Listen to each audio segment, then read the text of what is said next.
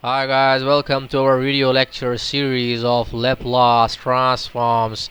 So today we will talk about a new topic, that is Laplace transform of derivatives.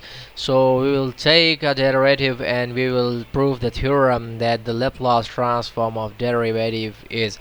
So let's say we are given with a derivative that is f prime of t, or we can say that it is dy over dt.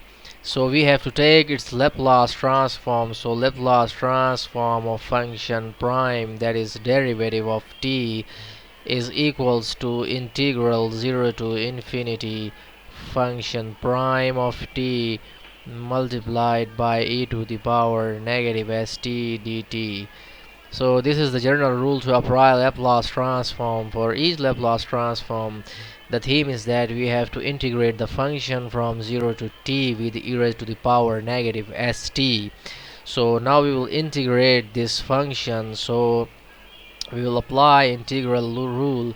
So it will be e raised to the power negative st using bypass rule, and when we take the integral of f prime of t, we will get f of t, because this is the derivative. So when we integrate it, we will get the original function minus, again we will differentiate e raised to the power negative st. So we'll multiply here by negative s multiplied by, again is the function of t dt, and the limits of from 0 to infinity. So this will be e raised to the power negative st f of t minus and minus plus integral s outside e raised to the power negative st function of t dt from 0 to infinity. So we have e raised to the power negative st f of t plus integral 0 to infinity.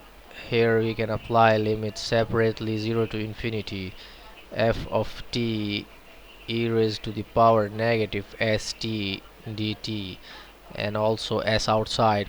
So now we'll apply the limits on this function. What we will get is e raised to the power negative infinity minus e raised to the power 0 function of t, and plus, now we know that this is equals to f of s from the property of Laplace transform. Any function, when we take the transform, we will get a function of s. So the transform of f of t e raised to the power negative st is f of s. So we can write it as f of s. So e raised to the power negative infinity is always 0. So what we will get is negative function of t plus s function of s, and for this t we will put 0 because here the limits are 0, the lower limit is 0. So we will get negative function at 0 plus s f of s.